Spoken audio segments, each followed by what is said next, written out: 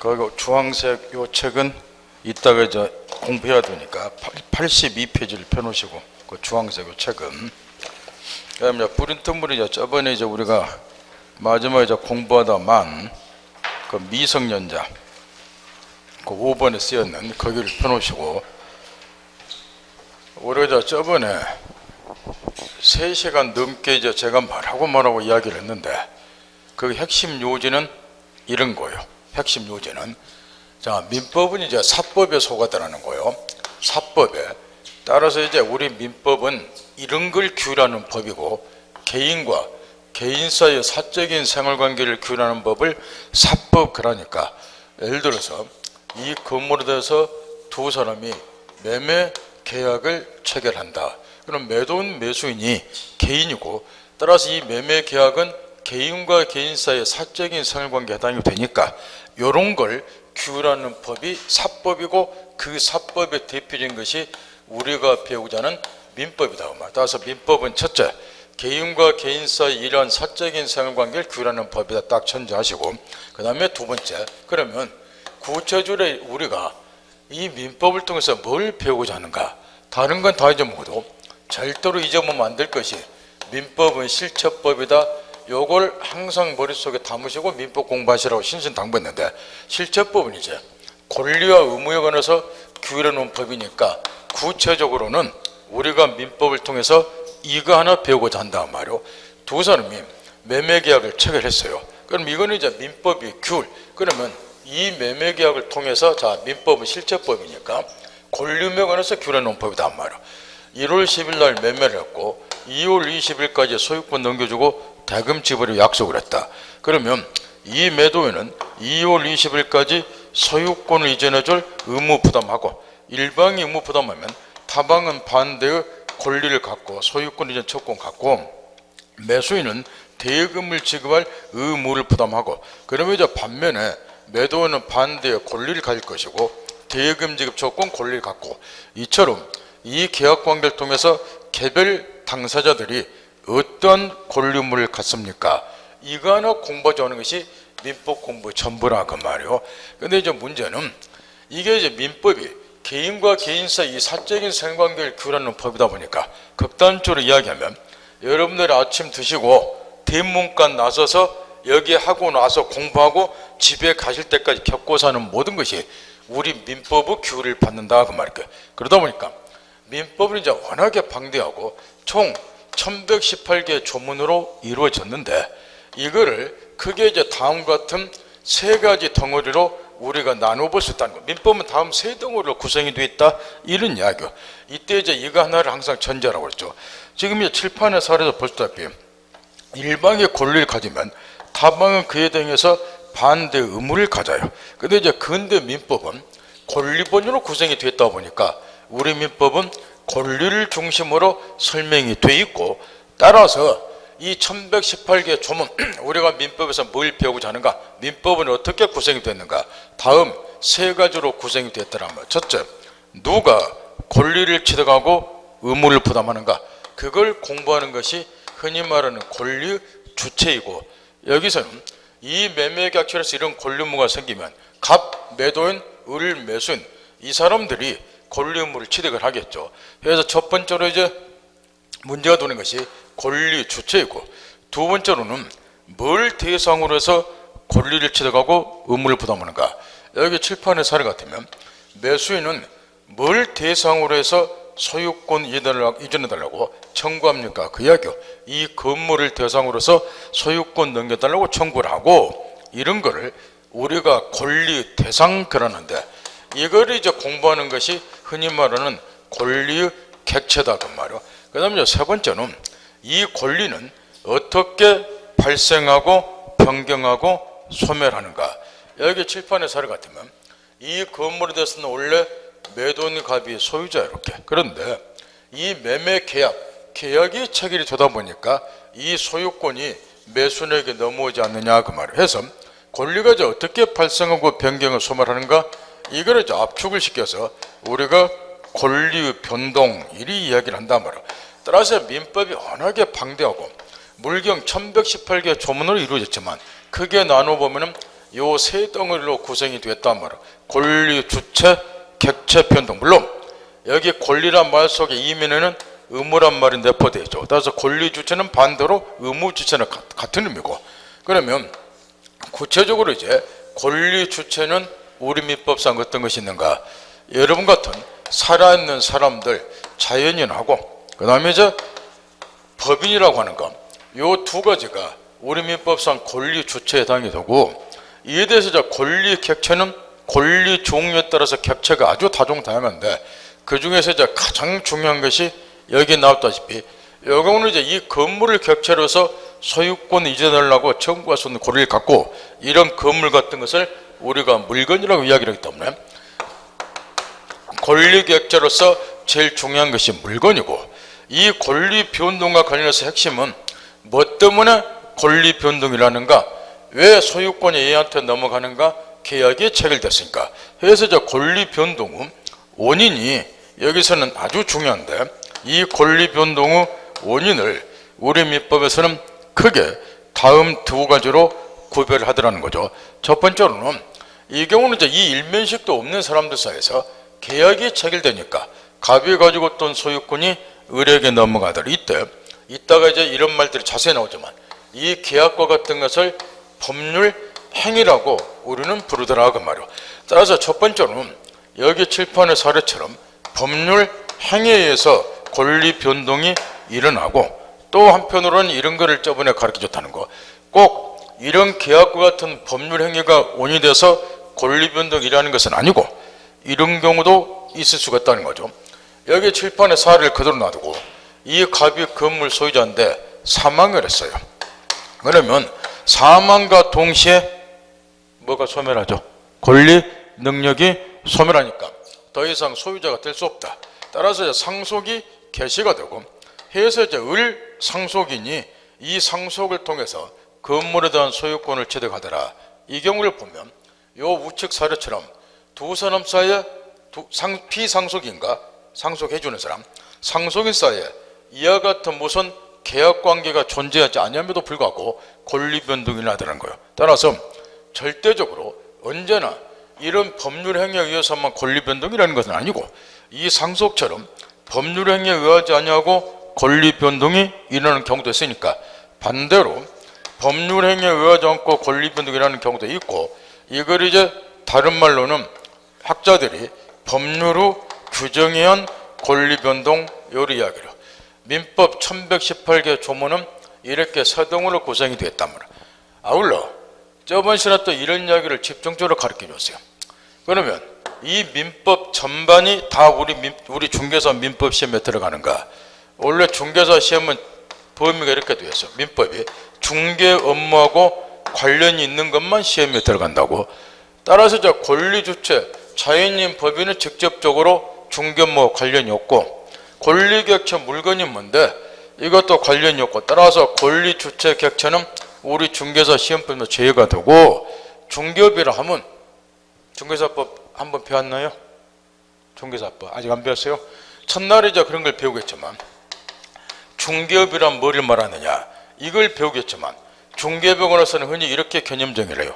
매매, 교환, 임대차 등 권리의 득실, 변경에 관한 행위를 알선하는 것을 업으로 하는 것, 이렇게. 이때 이제 매매, 교환, 임대차가 다 이런 계약이죠. 따라서 이제 매매, 교환, 임대차 등 권리, 득실, 변경에 관한 행위, 여기까지가 우리 민법으로 말하면 법률 행위를 말한다 그 말이에요. 따라서 결국 한마디로 말하면 중개업이 대상이 되는 것은 바로 이거예요. 이런 계약이 성사되도록 알선하는 걸 업으로 하는 것이 중개업이고, 이런 계약과 같은 걸 법률 행위라고 하니까 중개업의 대상이 되는 것은 법률 행위죠. 그럼 답 나왔다고 말이에요. 여기 저 권리 변동 파트만 우리 중개사 시험법에 들어가고, 그 중에서도 핵심은 뭐이더라? 법률 행위. 이게 중개업의 대상이 되니까. 따라서 우리가 민법 시간에 배우는 거는 그렇게 민법이 방대함에도 불구하고 요거 한 줄 딱 배우는 거예요. 법률 행위에 의해서 권리 변동이 일어나는 일련의 과정을 배우는 것이 민법 공부 전부라 그 말이에요. 이해할 수 있겠나요? 책에 딱 잡고, 그 다음에 이제 우리가 세부로 들어가서 뭘 배웠느냐. 여기 이제 권리 주체 객체는 물론 직접적으로 중개사 민법 시험에는 들어가지 아니하나 민법 자체가 어차피 이렇게 세 골격을 이루어졌기 때문에 보세요. 중개업무와 관련된 것은 이 계약의 성사도록 알선한 게 업으로 하는 거기 때문에 우리가 이 계약과 같은 법률행위를 중심으로 해서 중개사 민법 시험 범위가 편제가 돼 있지만 계약이 성사되려면 얘들이 있어야 되잖아. 이렇게 권리 주체 있어야 될까 이렇게. 그죠? 요 물건도 있어야 될 거 아니에요. 따라서 계약이 성사되려면 요거 있어야 되고 요거 있어야 되니까 요게 시험이 안 들어간다고 해서 제껴버리면 요거 이해 못하죠. 따라서 민법은 어떤 것이 시험 범위에 제외된다 그래서 X표 딱 쳐보면 중개사 수험생들 주특징이 그거죠. 선생들이 뭐 설명하다 이건 안 중요합니다. 그러면 X표 치기 바쁘다는 거. 치면 뭐 하려고? 치면 뭐예요? 곱표 치면?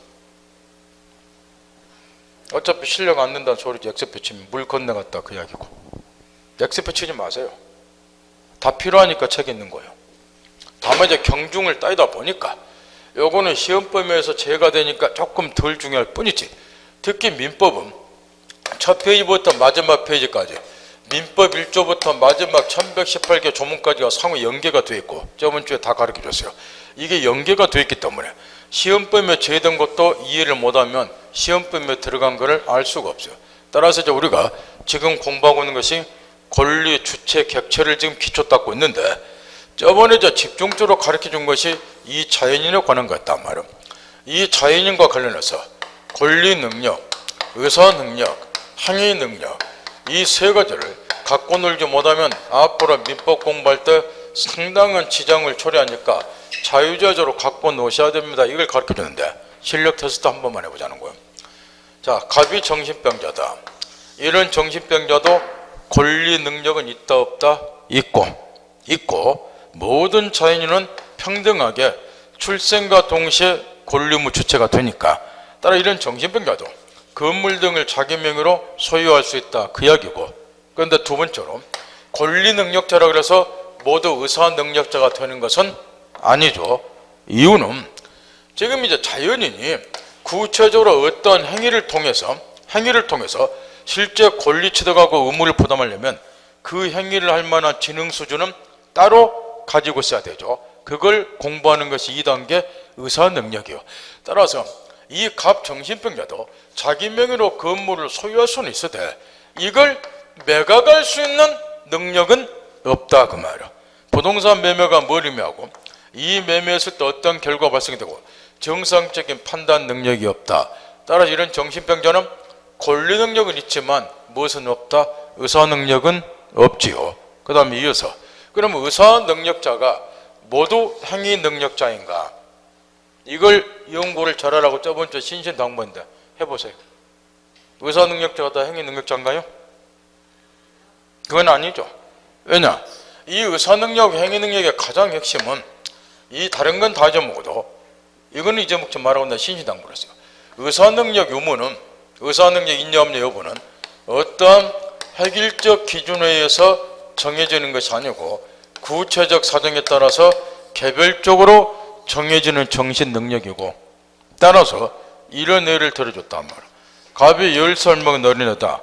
권리 능력은 있죠. 해서 할아버지로부터 건물 한 채를 물려받았다. 자기 명의로 소유한다. 문제는 이 갑 10살 먹은 어린애가 건물을 매매도 할 수 있는가?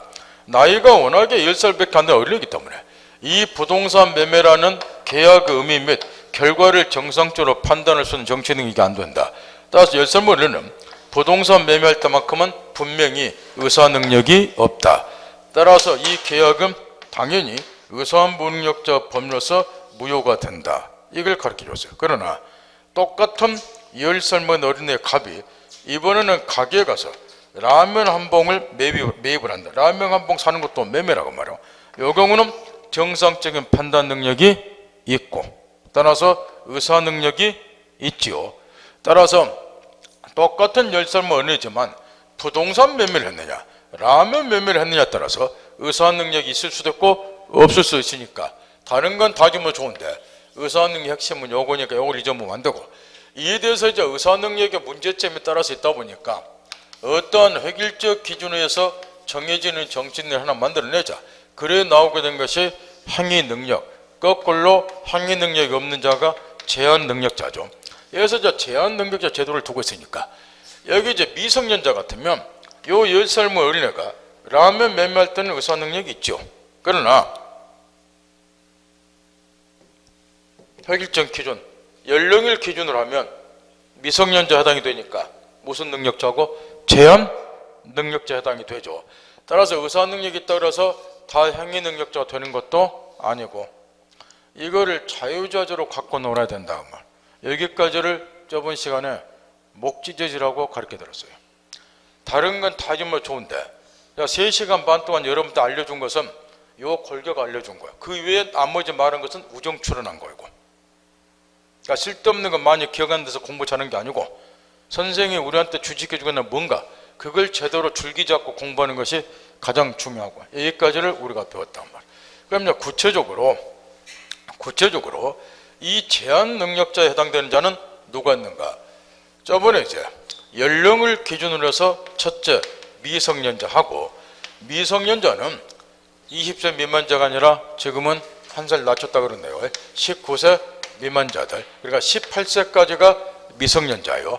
이 미성년자는 연령이 낮다 보니까 물론 미성년자 중에서도 성년자보다 똘망똘망한 애들이 분명히 있지만 그런 거는 고려하지 말고 나이가 어리다는 한 가지 그 이유 때문에 단독으로 계약 체결해서는 안 된다 해서 제한 능력자 취급을 하고 기준을 잘 보라고 그랬죠.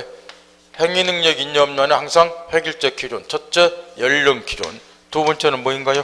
법원의 심판을 기준으로 해서 여기에 이제 용어도 우리 입에 잘 안 붙으니까 자꾸 이거를 발음을 해봐야 돼요.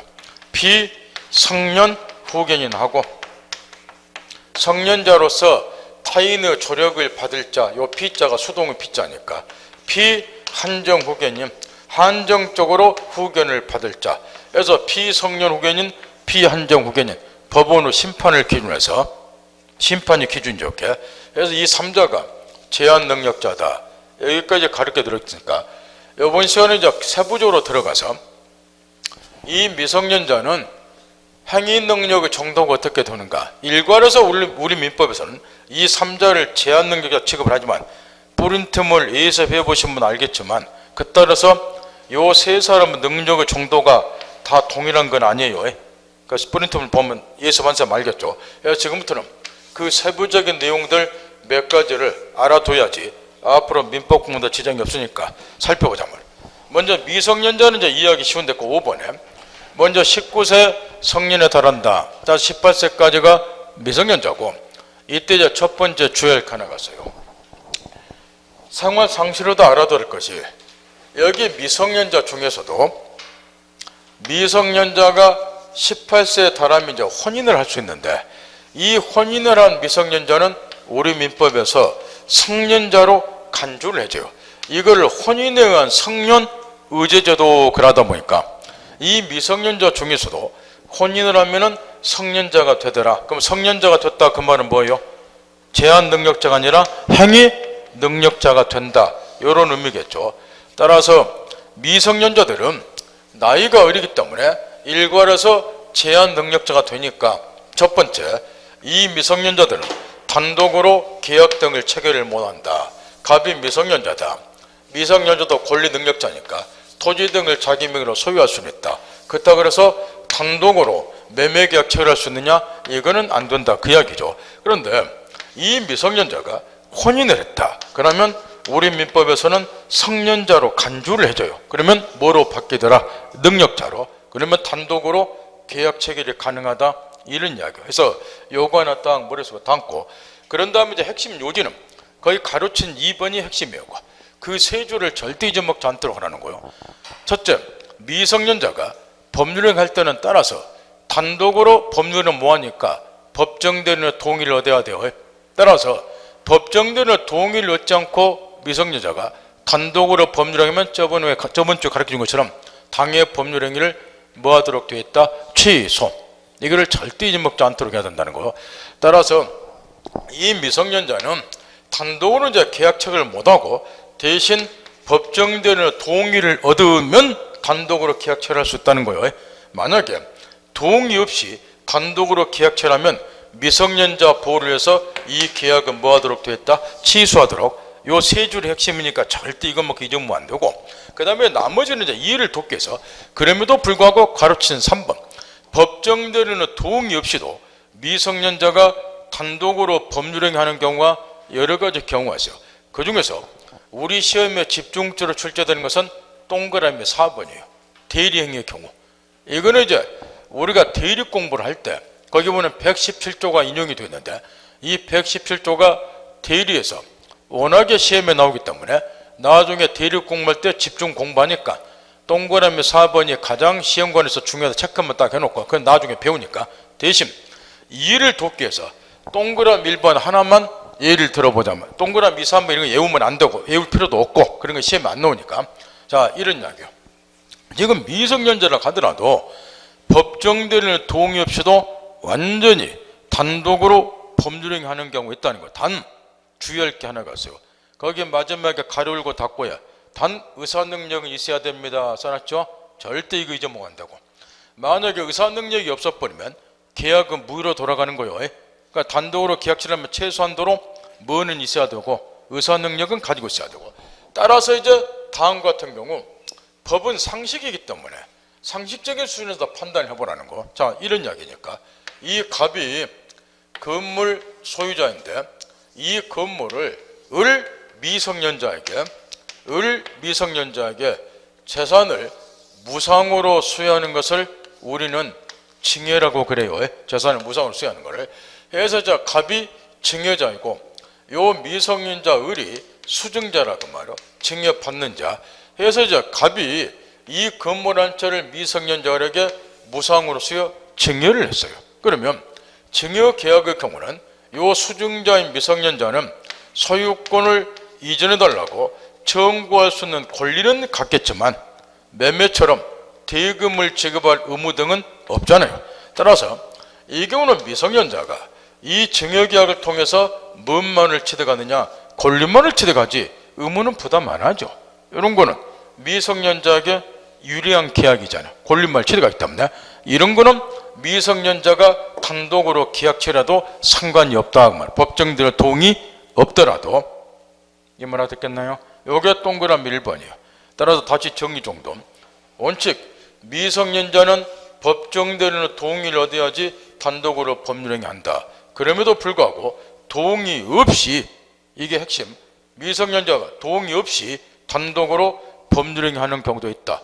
그 대표적인 것이 증여 같은 경우에 미성년자가 증여를 받는 경우가 여기에 해당이 된다. 이런 식으로 이해만 해두라고 말이야. 하나는 외울 필요는 없고. 그 다음 가로친 4번에 그러면 미성년자의 경우는 당연히 능력 보충 기간, 이 미성년자는 단독으로 건물 매매 등을 못하기 때문에 이 미성년자와 뒤떨어지는 정신 능력을 보충하기 위한 흔히 말하는 능력 보충 기간을 두게 되는데 그게 법정 대리인이다 그 말이야.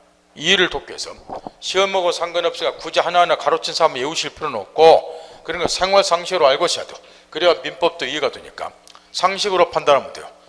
법은 상식이라고 눈을 이야기했단 말이에요. 자, 미성년자 뒤떨어진 정신 능력을 보충한 능력 보충 기관이 법정 대리인이다.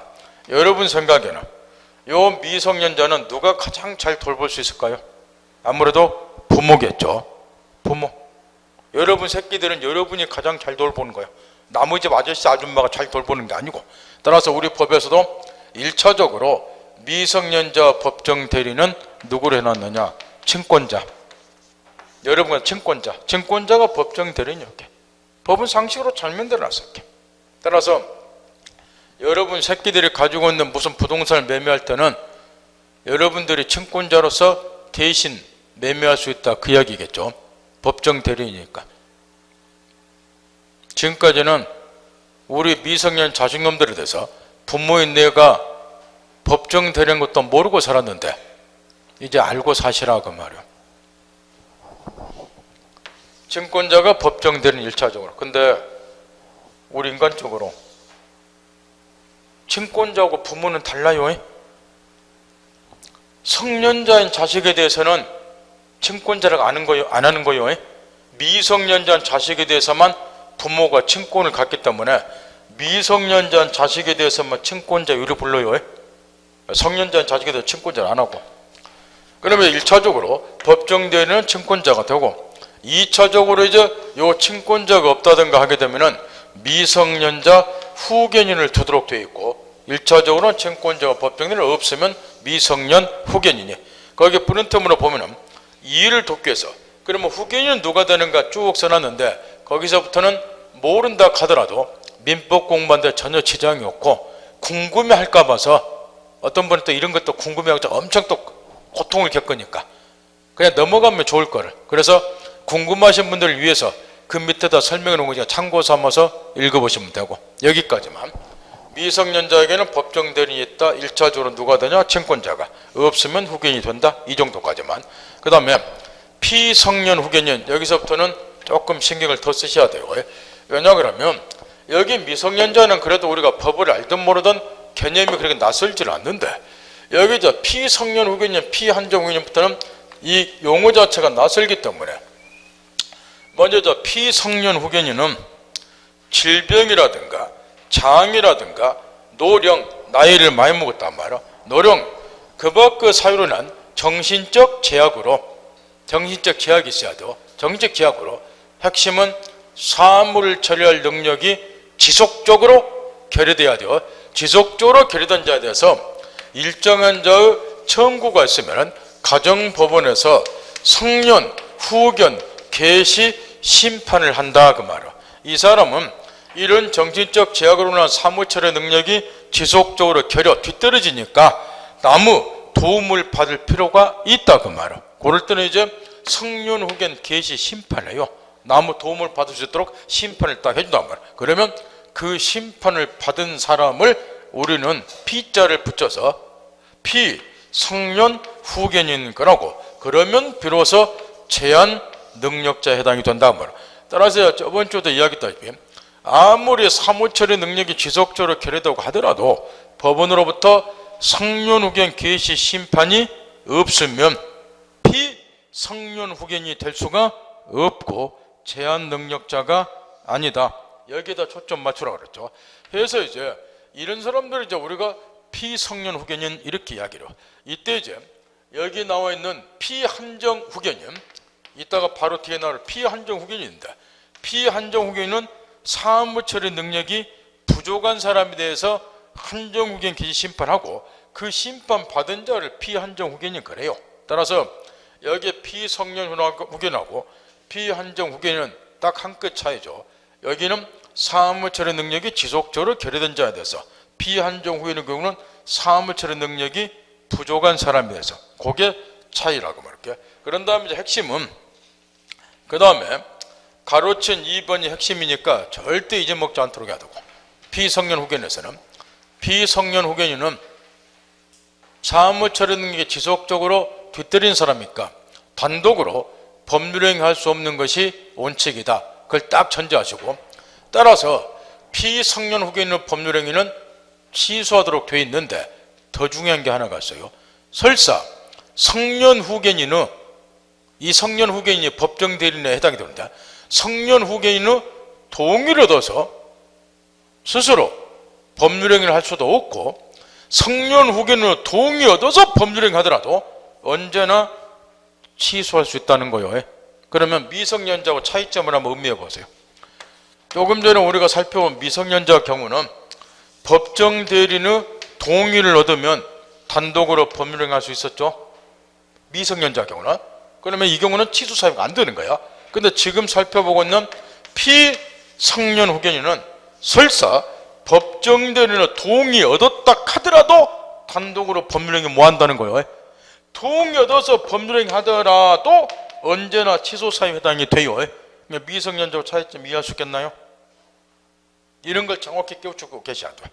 민법을 앞으로 공부하려면 상식으로 해보세요.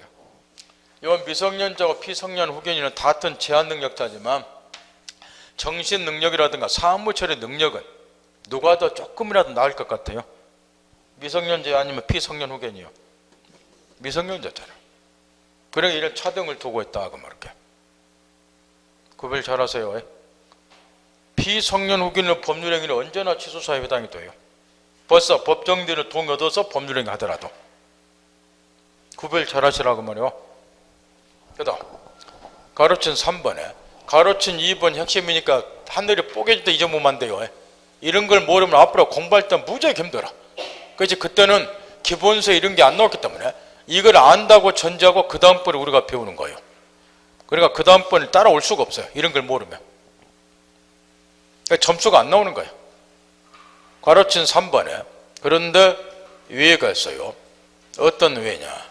비성년 후견인이 단독으로 법률행위 하더라도 취소할 수 없는 예외적인 경우가 두 가지가 있어요. 그게 가로친 3번의 첫 번째, 법원에서 성년 후견 기재 심판하면서 이 사람의 정신 능력의 정도를 잘 참작을 해서 정신의 정도를 참작해서 아무리 비성년 후견이라 하더라도 아주 값어치가 낮고 사소한 매매 같은 것은 단독으로 해도 상관이 없겠더라. 그런 경우는 심판을 하면서 가로치 3번 취소할 수 없는 피성년 후견인의 법률행위 범위를 정해서 심판할 수도 있다 그 말이야. 이런 경우는 단독으로 법률행위 할 수 있으니까 비성년 후견인이 이 범위 내에서 법률행위 한 경우는 취소 사유에 해당이 안 되는 거예요. 정신능력 정도를 참작을 해서. 더 나아가서 뒷구절, 아무리 피성년 후견이라도 가게 가서 라면 한 박스를 산다든가 이런 거는 허용을 해줘도 상관이 없지 않겠냐. 그래서 이제 새로 추가시키는 게 10조 사항인데 피성년 후견의 행위라도 일용품 구입 등 쌀 한 마리를 산다든가 라면 한 박스를 산다든가 일용품 구입 등 일상생활에 필요하고 그 대가가 과도하지 아니한 법률행위는 성년 후견이 취소할 수 없다. 바꿔 말하면 단독으로 할 수 있다는 거예요. 여기까지 머릿속으로 정리해 보세요. 가로친 2번 원칙. 첫째, 비성년 후견은 워낙에 사무처리 능력이 뒤떨어지니까 단독으로 법률행위 할 수 없다. 더 중요한 것은 설사 법정대리인의 동의 얻었다 하더라도 단독으로 법률행위 못한다. 따라서 비성년 후견의 법률행위는 언제나 취소할 수 있다. 그게 원칙이다. 가로친 2번. 그럼에도 불구하고 가로친 3번 비성년 후견인은 정신능력의 정도를 참작을 해서 성년 후견 기재 심판하면서 가정법원은 취소할 수 없는 비성년 후견인의 법률행위 범위를 정해서 심판할 수도 있다. 이 사람은 정신능력 정도로 볼 때 사소한 매매 정도는 단독으로 해도 상관이 없다. 그런 경우는 취소할 수 없다. 이렇게 범위를 정해서 심판할 수도 있으니까 그 범위 내에서는 비성년 후견이 단독으로 법률행위가 가능하다. 또 한편 비성년 후견인도 먹고는 살아야 되니까 일용품을 구입 등 라면 한 박스 산다 이런 경우 일상생활에 필요하고 그 대가가 과도하지 않은 법률행위는 라면 사는 것도 매매예요. 법률행위 일종이고 법률행위는 성년 후견이 취소할 수 없다. 단독으로 해도 상관이 없다. 이런 외를 두고 있다. 여기까지. 가장 핵심은 가로친 2번이니까 극단적으로 가로친 3번은 잊어먹어도 상관이 없겠지만 가로친 2번은 별표를 한 15개 치고 절대 잊어먹지 않도록 하라고 말이야. 그건 모르면 앞으로 민법 못 따라와요. 그 다음 가로친 4번에 그러면 이 보세요. 이제 뭐가 필요한가를 한번 생각을 해보자는 거예요. 자, 갑이 질병, 장애, 노령, 그 밖의 사유로 난 정신적 제약으로 사무처리 능력이 지속적으로 결여된다. 대표적으로 정신병자라든가 치매에 걸리신 어르신이라든가 대표적으로. 그러면 이제 이런 분들한테 성년 후견 개시 심판을 한다. 그러면 피성년 후견이 되니까 나무 후견을 받아야 된다. 그러면 이런 분들은 단독으로 법률행위 못한다. 더 중요한 것은 법정대리인의 동의를 얻었다 하더라도 단독으로 법률행위 못한다. 자, 여기까지가 기본 핵심이에요. 그러면 이제 생각을 해보자는 거. 이 갑이 피성년 후견이더라도 권리 능력은 있겠죠. 그러니 이런 건물을 자기 명의로 소유할 수는 있겠죠. 그럼 이런 사람들은 이 건물을 매각을 하고자 할 때 어떻게 해야 될까요? 그거 한번 생각해 보세요. 매매하고자 할 때. 이 사람은 법정대리인 동의 얻었어도 단독으로 매매 못 하는 거예요. 언제나 취소사유에 해당이 되고. 그럼 이 양반이 이 건물 매매를 하고 싶다. 어떻게 해야 돼요? 남이 대신해 줄 수밖에 없겠죠. 상식으로. 자기와는 직접 매매 못 하니까. 그래서 이 경우도 능력 보충 기간이 필요하고 따라서 법정 대리인이 당연히 있어야 되겠죠. 법정 대리인이 이 양반을 대신해서 매매해 줘야 되니까. 이 말 알아듣겠나요? 따라서 이 경우도 법정 대리인이 아주 중요하다는 거예요. 직접 매매를 못 하기 때문에. 그러면 가로친 4번 가정법원은 성년 후견 개시심판이 있는 경우는 그 심판을 받은 사람은 성년 후견인을 둬야 되고 조력자를 둬야 된다는 거 도와줄 사람을 이 성년 후견인은 피성년 후견인은 뭐가 된다? 법정 대리인이. 이게 아주 중요하다고 말이야.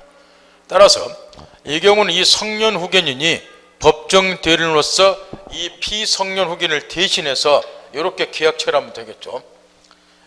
요 A라는 사람이 이제 법정 대리인이다 말이에요. 이렇게 성년 후견인으로 딱 선정이 됐어요. 그럼 이제 법정 대리인이 되니까 요 갑의 건물을 매매할 때는 이 사람이 직접 매매는 못 하기 때문에 이 성년 후견인이 법정 대리인으로서 나는 갑 대리인이다 표시하고 A하고 이렇게 대리하면 된다 그 말이에요.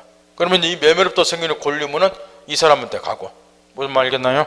따라서 대리인이 여기서는 법정 대리인이 아주 중요하고, 그 다음에 나머지는 참고사무소 보면 되는데 가로친 5번을 보세요. 이거는 여러분이 궁금해할 것 같아서 또 알고 있으면은 민법구문 도움이 되니까 써놨는데, 그러면 이걸 마지막으로 생각을 해보라는 거예요. 자, 이 갑이 피성년 후견인이에요. 자, 제한 능력자예요. 근데 이 사람이 정신 능력도 이제 회복이 되고 사무 처리 능력도 이제 원래대로 돌아갔어요. 바꿔 말하면 단독으로 계약 체결을 할 만한 정신 능력을 회복했다는 거예요. 그러면 이 피성년 후견인은 사무 처리 능력만 회복하면 당연히 능력자로 복귀가 되는가 한번 생각을 해보라고 말이에요. 자, 행위 능력자냐 제한 능력자 하는 것은 가장 핵심은 획일적 기준에서 정해지죠. 법원은 심판이 있어야 돼요. 저렇게. 그러면 거꾸로 이 사람은 사무 처리 능력이 회복이 됐다고 해서 당연히 능력자로 복귀하는 거 아니에요. 또 뭐가 있어야 돼요? 법원의 심판이 또 있어야 돼요. 그래야 나오고 있는 것이 가로친 5번인데 성년후견 개시 원인이 소멸이 됐다. 사무 처리 능력이 회복이 되고 이런 경우는 일정한 자 청구에서 그 11조라고 되어 있죠. 성년 후견 종료 심판을 해요. 법원에서. 요 심판이 있어야지 비로소 능력자로 복귀가 되는 거예요. 요것만 좀 이해를 해두라 그 말이에요. 그 획일적 기준이 아주 중요하기 때문에. 따라서 다시 이야기를 하면은 피성년 후견인은 어떤 사람을 말하는가 개념 파악하고 핵심은 가로친 2번이니까 그 네 줄 절대로 다른 건 다 잊어먹어도 극단적으로 법공부에 지장이 없겠지만 가로친 2번 잊어보면 절대로 안 되니까 그 네 줄만큼은 절대 잊어먹지 않도록 하시고, 그 다음 피한정 후견인 이제 이야기는 아주 쉬워요. 요 피성년 후견을 이해했으면 피한정 후견인은 그 요건은 아까 피성년 후견과 똑같은데 사무 처리 능력이 부족한 사람에 대해서 법원으로부터 한정후견 개시 심판이 있고 이 한정후견 개시 심판을 받게 되면 그 자를 피한정 후견인 그래요. 그러면 이것도 생각을 해보세요. 똑같이 피성년 후견인이든 피한정 후견인이든 똑같은 제한 능력자인데 피성년 후견하고 피한정 후견인도 똑같은 제한 능력자지만 이 사람들의 능력의 정도는 엄청난 차이가 있네요. 상식으로 판단하더라도 여러분이 생각하면 피성년 후견인보다는 아무래도 피한정 후견인의 능력의 정도가 더 뛰어나겠죠. 사무처리 능력이 지속적으로 개대된 사람에 대해서 이제 성년후견 개시심판하고 사무처리 능력 부족한 사람에 대해서는 한정후견 개시심판하니까 똑같은 제한 능력자에도 피한정 후견인의 능력의 정도가 피성년후견보다 더 높을 거란 말이에요. 그래서 절대로 잊으면 안 될 것이 가로친 2번이에요. 하늘이 뽀길 때 잊으면 안 돼요. 피한정 후견은 원칙적으로 따라서 행위 능력을 상실하지 않는다. 원칙은 능력자요. 사무처리 능력이 조금 부족할 뿐이니까. 다만 가정법원은 피한정 후견인이 한정 후견인의 동의를 받아야 하는 행위의 범위를 정할 수 있다. 이걸 이제 줄여서 동의의무 그러는데 무슨 얘기냐 그러면은 법원에서 항상 이런 걸 참작을 하는 거예요. 예를 들어서 일정한 자가 요 갑이라는 사람이 아무래도 정신능력이 뒤떨어지고 일 처리할 때 좀 뒤떨어지니까 이 사람한테 한정후견 개시 심판을 내려주세요. 법원에 청구를 했어요. 그러면 법원에서 이 사람이 이제 정신능력 정도를 참작을 해서 한정후견 개시 심판을 딱 해요. 그러면서 이제 뭐를 하느냐? 이 사람은 일반인 여러분 같은 똑같은 행위 능력자인데 다만 우리 법원에서 판단을 해보니까 건물 매매 같은 부동산 매매를 단독으로 할 만한 능력은 못 되더라는 거예요. 그러면 법원에서 딱 이렇게 정해놔요. 당신은 단독으로 다 계약처럼 상관은 없는데 다만 이런 부동산 매매할 때만 다른 사람의 조력을 받아야 된다, 이렇게 정해놓을 수 있다 그 말이에요. 그런 거를 동의유보라 그래요. 따라서 이런 경우에 한해서만 후견인의 동의를 받으면 되는 거예요. 단독으로 계약 체결을 못하고. 스토리 파악하겠나요? 원칙적으로 능력자니까 단독으로 계약 체결을 다 할 수 있어요. 다만 중요한 법률행위 같은 것은 이제 법원에서 딱 선정을 해서 당신은 부동산 거래할 때만큼은 남의 조력을 받아야 된다, 이렇게 정할 수도 있다 그 말. 그러면 그런 경우 한해서만 한정후견인의 동의를 받아서 해야 된다는 거예요. 내용 파겠나요? 그런 다음에 이제 그 다음에 그러면 이처럼 이제 피한정후견은 한정후견인의 동의를 받아야 하는 법률행위 범위 내에서만, 법원에서 이제 부동산 거래할 때는 동의받아라 이렇게 정해놓으면 그 범위 내에서만 행위 능력이 제한이 되고 가려울 것 같고, 따라서 이 범위 내에서만 제한 능력자가 되는 거예요. 이게 피한정후견의 핵심이요. 그 위에는 단독으로 법률행위 할 수 있다는 거예요. 제대로 파악하겠나요? 따라서 이렇게요. 피한정후견인은 원칙 여러분 같은 행위 능력자다. 원칙적으로. 다만 이 사람은 이제 정신능력의 정도를 참작을 해서 예컨대 부동산 거래할 때만큼은 남의 도움을 받아서 해라 해서 동의를 얻고서 행해야 되는 법률행위 범위를 정할 수가 있고, 이런 경우 안에서만 한정후견인의 동의를 얻고서 계약을 체결하면 되고, 그 이외의 경우는 완전히 능력자 취급을 하니까 단독으로 법률행위에 당할 수 있다. 핵심 포인트. 그것만 잊어먹지 않도록 하라고 말이야. 이어서 나머지는 참고삼아서 보면 되고, 그 다음에 가로친 3번에 13조 사항도 핵심. 따라서 이제 피한정후견은 원칙 능력자지만 한정후견인의 동의를 얻고서 법률행위 해야 되는 경우가 있다는 거죠. 이런 경우는 동의 얻지 않냐고 법률행위하면 당연히 취소 사유에 해당이 돼요.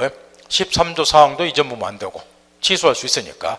그럼에도 불구하고 13조 사항 단서, 피성년 후견이나 마찬가지로 피한정후견인도 일용품의 구입 등, 라면 한 박 산다 이런 거라고 그랬죠. 일용품의 구입 등 일상생활에 필요하고 그 대가가 과도하지 아니한 법률행위는 취소할 수 없으니까 단독으로 할 수 있는 거예요. 잊어먹지 않도록 하시고. 그런 다음에 가로친 4번에 가정법원에서 이제 한정후견 개시 결정 심판이 있으면은 조력자, 심판을 받은 사람은 한정후견을 둬야 되는데 문제는 그 뒷구절이에요. 절대로 잊으면 안 될 것이, 가정법원은 일정한 사무 범위, 예컨대 부동산 거래 같은 거고 일정한 사무 범위를 정해서 한정후견에게 대리권을 수여할 수 있고, 그 범위 내에서 한정후견은 피한정후견의 법정 대리인이 된다. 따라서 대리권을 수여받지 아니하는 한정후견은 법정 대리는 아니며, 성년후견인이 포괄적인 대리권이 있어 당연히 법정 대리인 되는 것과 다르다. 이걸 절대로 잊으면 안 돼요. 다시 한번 보세요. 지금 또 무엇을 칼같이 구별을 좀 해둬야 되냐 그러면은 다시 원점으로 돌아가서 조금 전에 개관해본 피성년후견인을 다시 한번 생각을 해보자는 거. 자, 피성년후견인의 정신능력은 이렇게 되어 있어요. 원칙, 단독으로 법률행위 못한다. 핵심, 설사 법정대리인의 동의 얻었다 하더라도 단독으로 법률행위 못한다. 따라서 피성년후견인의 법률행위는 언제나 취소할 수 있다.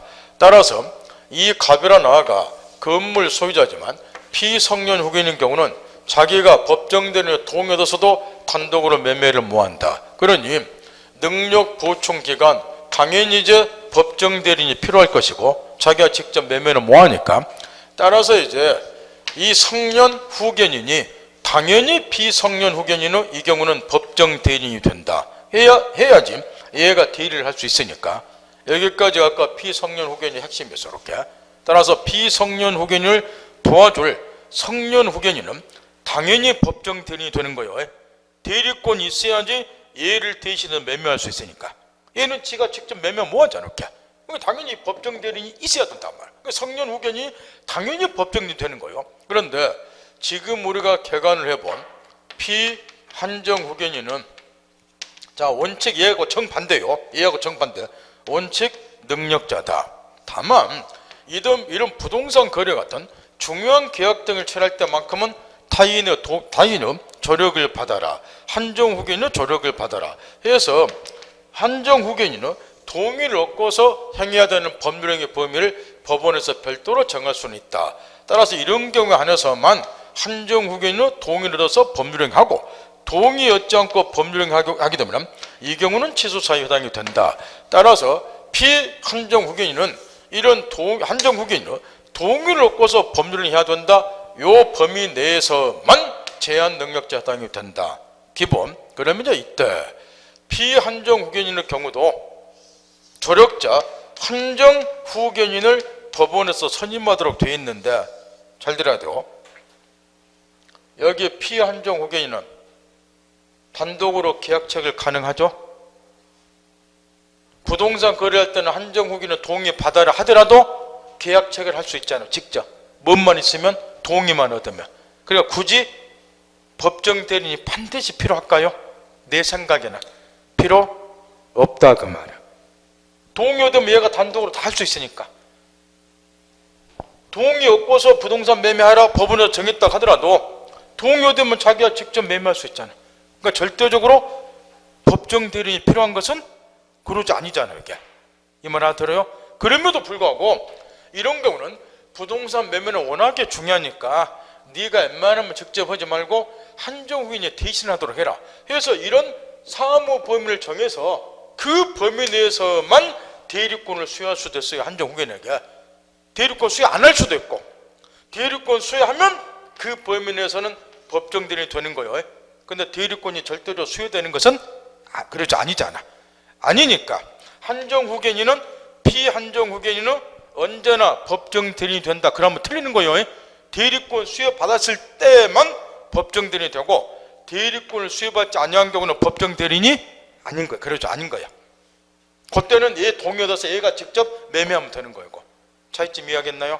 따라서 방금 읽어본 가로친 4번의 마지막 패러그래프가 아주 중요하니까 대리 공부할 때 이런 게 아주 중요하다고 말이에요. 그 파트는 절대로 이해를 해두고 가로친 5번은 아까 피성년 후견이랑 똑같이 생각하시면 되고 그 다음 권리 객체가 이제 나오는데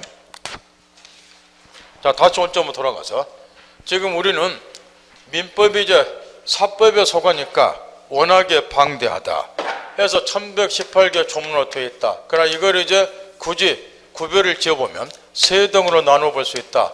권리 주체. 그래서 지금까지 우리는 권리 주체에 관해서 아웃단을 살펴봤는데 저번에 저 서두에 권리 주체에는 자연인이 있고 법인이 있다. 우리는 지금까지 자연인만 집중적으로 살펴봤고 이 법인의 경우는 지금 여러분이 공부 안 하고 모른다 하더라도 당분간은 민법 공부에 지장이 없고 나중에 저 물권법 공부할 때는 이 법인에 관한 기초 지식이 좀 있어야 돼요. 공동소유 등을 공부할 때. 요거는 이제 그때 간략하게 공부해도 상관이 없으니까. 권리 주체에는 자연인 법인이 있다 딱 염두 두고 그러나 우리는 지금 자연인에 관해서 집중 살펴봤고 그 다음에 이제 두 번째 덩어리 뭘 대상으로 해서 권리체대가 의무를 부담하는가 그게 권리 객체죠. 이거는 물론 이제 권리 종류에 따라서 이제 객체는 다종다양한데 그 중에 가장 중요한 것이 물건이니까 우리 민법에는 이 물건에 관해서 규정을 해놨기 때문에 지금부터 우리는 물론 여기까지는 중개사 시험법에 직접 만들어가나 물건 모르면 특히 물건법 공부할 때 사정없이 헤매요. 물건 모르면. 지금부터는 물건에 관해서 집중적으로 분석을 좀 해보자. 물론 여러분 시험에 필요한 범위 내에서만.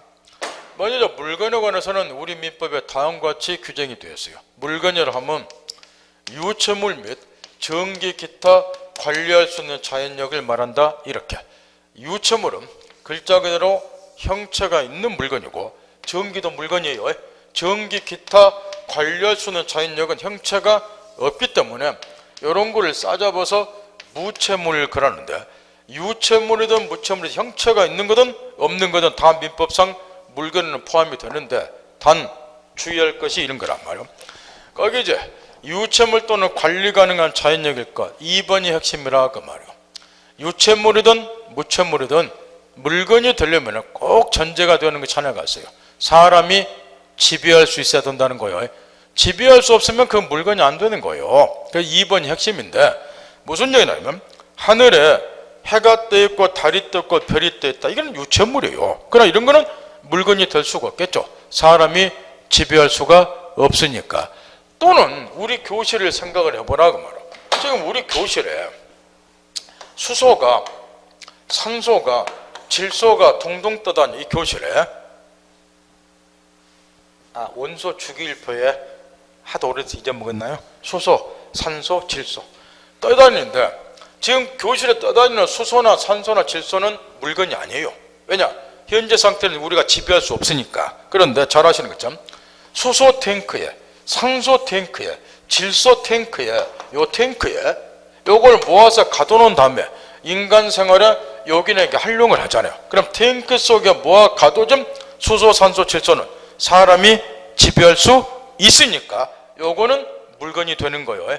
그러니까 물건이 되려면 가장 중요한 것은 사람이 뭐 할 수 있어야 된다? 지배할 수 있어야 된다. 요것만 딱 염두에 두고, 그 다음에 세 번째도 아주 중요한데, 외계의 일부일 것. 외계라 그러니까 또 외계인 떠올리면 안 되고, 물건이 되려면 사람 이외의 것이어야 돼요. 우리가 조금 전에 배웠다시피 살아있는 사람, 자연인은 권리 주체이지 사람은 객체가 될 수 없는 거예요. 따라서 물건이 되려면 사람이나 사람의 신체 일부가 아니어야 된다 그 말이에요. 여러분 같은 사람이나 신체 일부는 인격체로서 권리 주체에 해당되지 객체가 될 수 없는 거예요.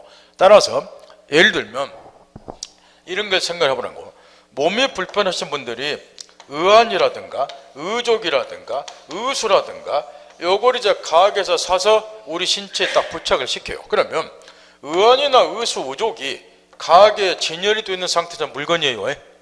물건. 그러니까 매입하잖아요, 우리가. 근데 이거를 우리 신체에 부착을 시키면 그때부터는 물건이 아닌 거예요. 신체 일부에 해당이 되니까. 이런 식으로 이해를 하면 된다. 따라서 두 번째 핵심은 사람이나 사람의 신체 일부는 물건이 아니다. 따라서 물건이 되려면 사람 위의 것이어야 된다. 이런 식으로 이해만 해두라고 말이요. 간단하게. 뭐 시험에 직접 나오는 건 아니니까. 우리가 물건을 이해하기 위해서 공부하는 거니까. 그 다음에 4번에 물건은 독점에서 이제 지배해야 되니까 독립성이 인정이 될 것. 특히 4번의 경우는 이제 공부해 보신 분은 알겠지만 거기 마지막에 한자로 일물일꾼주란 말이 나와 있죠. 여기 지금 4번에 독립성이 있을 것, 이거는 특히 물권법에서 억수로 중요해요. 따라서 독립성이 있을 것, 그래야 물건이 된다. 요거는 나중에 물권법 공부할 때 거기 써놓은 내용들을 지겹도록 일물일꾼주까지 배우니까 지금은 크게 신경 안 써도 돼요. 따라서 그 부분은 보류를 하고, 그 다음에 자, 우리 민법에서 물건을 분류를 할 때는 다음 세 가지로 이제 분류를 하고 있는데, 물건을 분류할 때 여러분이 너무나 잘 아시는 부동산하고 동산으로, 두 번째는 주물하고 종물로, 그 다음에 세 번째로는 온물하고 과실로 물건을 분류를 하는데, 물론 두말할 것도 없어요. 이 부동산, 동산이 이제 가장 중요하겠지만 앞으로 특히 물권법 공부를 하다 보면 끊임없이 교재에 종물이란 말이, 과실이란 말이 끊임없이 튀어나온다고 말이요. 그런데 이런 것들이 기본서에 자세히 설명이 안 돼 있어요. 따라서 종물이 뭐고 과실이 뭐고 하도 민법 교재에 등장을 하는데 이거 이해를 못하니까 그 다음 걸 또 이해를 못하는 불상사를 겪는다고 말이야. 따라서 지금부터는 요 물건을 분류하고 나서 집중적으로 시험에 지장을 초래하지 않는 범위에서 한번 살펴보자. 먼저 가장 중요한 부동산, 동산을 구별하는 것. 먼저 전제할 것. 왜 부동산하고 동산을 구별하다는가? 거기 이해를 돕기 위해서 1번에, 가로친 1번에 부동산과 동산의 구별의 필요성이 쓰였는데, 동그라미 1번부터 9번까지는 싸그리 여러분이 시험에 출제되는 것들. 앞으로 여러분이 민법 시간에 동그라미 1부터 9번까지 다 배운다는 소리인데, 이것 때문에 이제 부동산 등을 구별해야 되는데, 따라서 나머지 거는 제껴도 되고 앞으로 다 배우니까 동그라미 1번하고 동그라미 3번 두 개는 2단계에서 반드시 알고 있어야 된다는 거. 특히 동그라미 3번은 공신력이 나오는데 요거는 지금 목숨 걸고 깨우치셔야 돼요. 계속해서 다음 시간부터 써먹게 되니까. 따라서 가장 중요한 동그라미 1, 3번만 지금 살펴보고 나머지 것들은 앞으로 민법 시간에 반복해서 계속 나오니까 그때 살펴보기로 하자고 말이에요. 먼저 부동산과 동산은 왜 구분하다는가? 첫 번째로 공시 방법의 차이가 있기 때문에 그래요. 부동산의 경우는 공시 방법이 여러분이 잘 알다시피 등기하는 거예요. 등기가 공시 방법이고 동산의 경우는 공시 방법이 점유라고 말이에요. 예를 들어서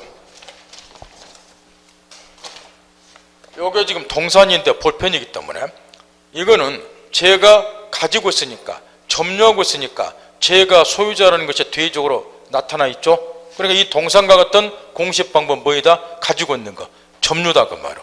요게 이제 동산의 공시 방법이고 부동산은 등기고 이게 이제 가장 기본적인 차이고 보다 더 중요한 거는 두 번째 요거요. 여기 이제 부동산의 경우는 등기의 공신력이 인정이 안 돼요. 바꿔 말하면 다른 말로 말하면 부동산의 경우에는 공신의 원칙이 인정이 안 되는 데서 여기 동산의 경우는 그 반대라고 말이에요. 공신력이 인정, 공신 원칙이 인정이 된다고 말이에요. 그러면 공신력 또는 공신의 원칙이라고 하는 것은 뭘 의미하는가?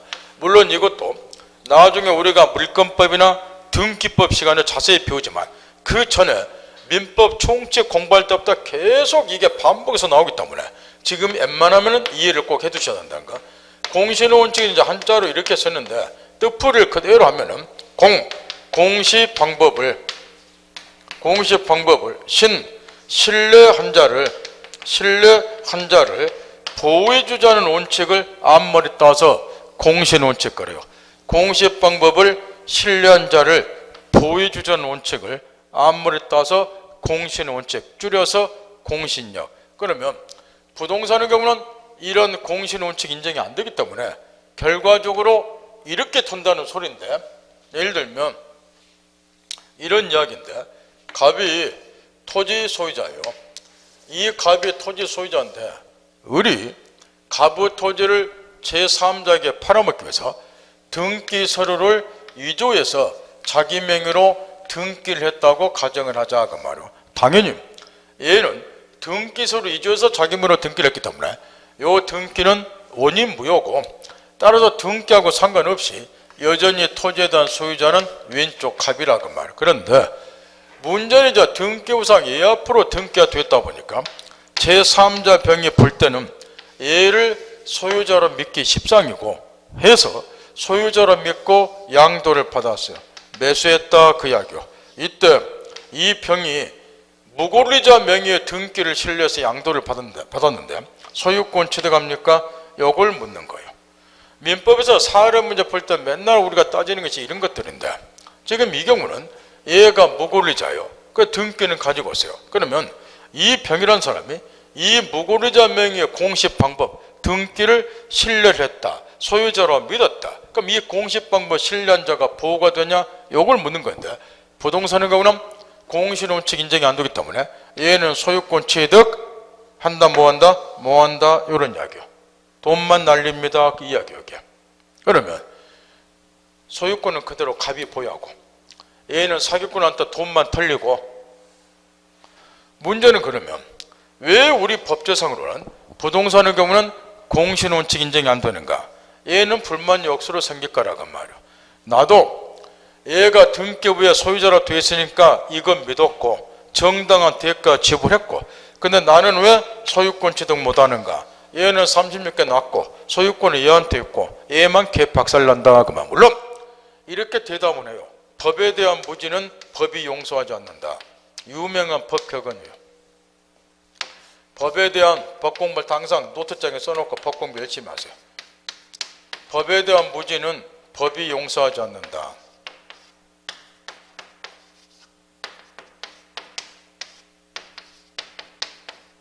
어쩔 수 없어요. 그런데 산업사에 있어서는 법 모르면은 본인만 항상 불이익 있고 살아요. 스스로 알아서 법 공부해야 돼요. 나는 법대 안 나왔는데 변호사 아닌데, 법 전공자 아닌데, 그런다 해서 누가 보호 안 해줘요.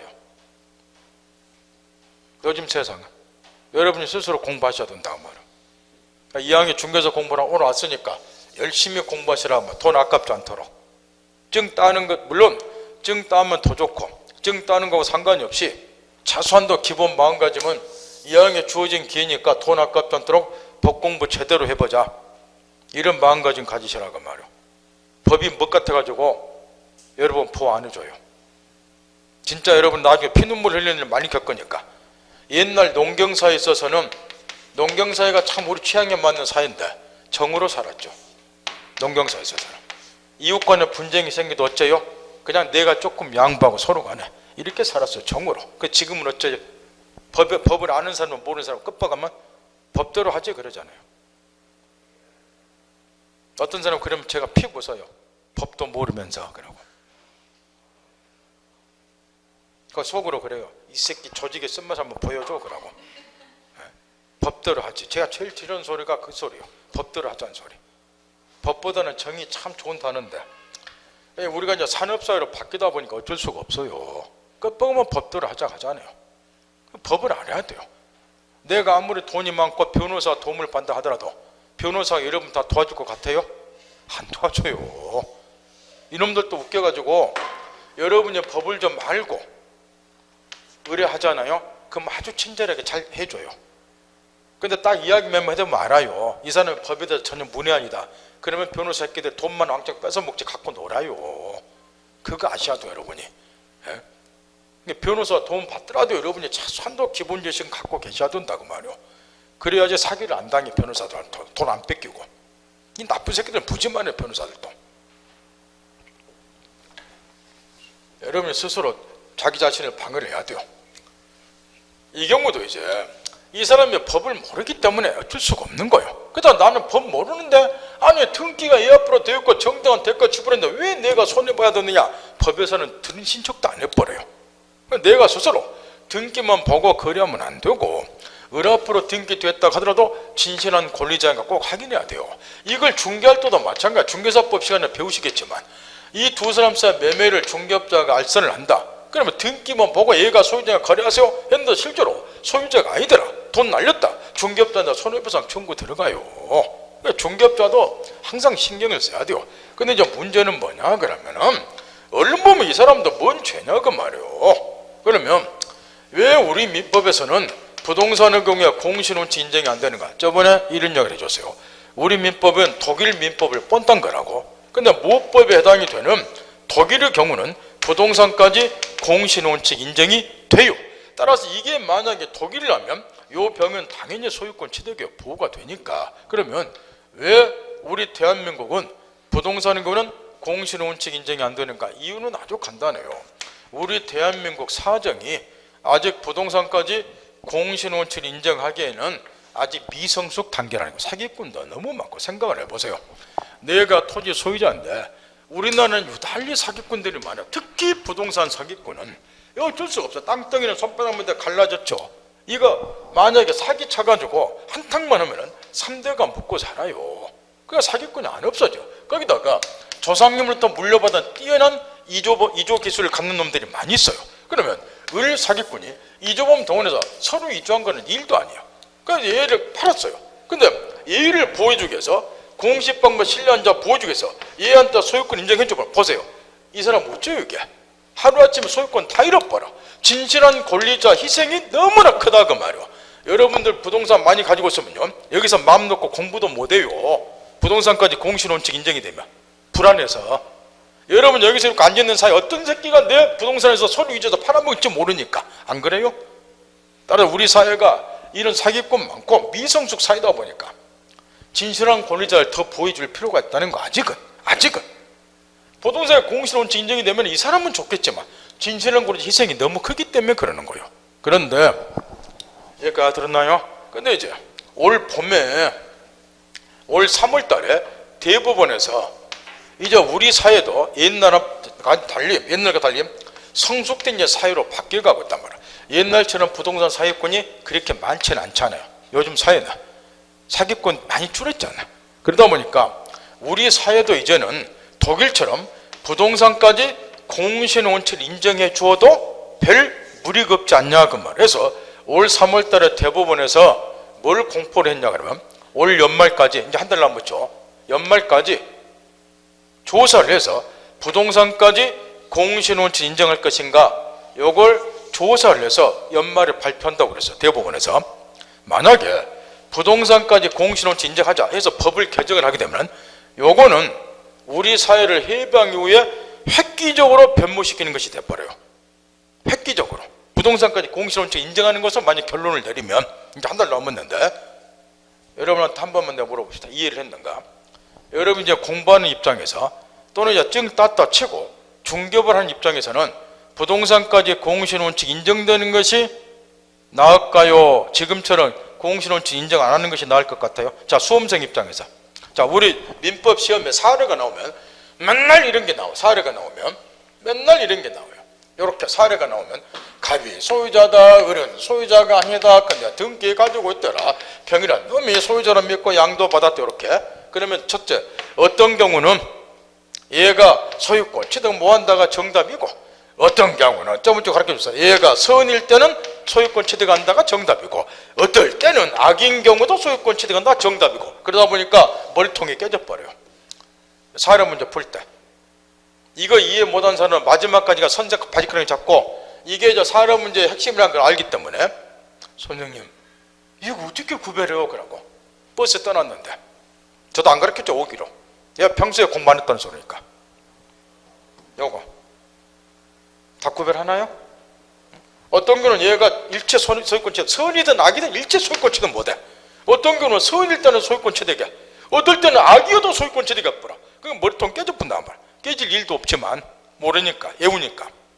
근데 부동산의 경우에요, 요 양도인이 무권리자님께 이런 문제 생기는 거요. 양도인이 소유자 이거 안 따지는 거야. 당연히 소유권 취득하니까. 참말 하더래요.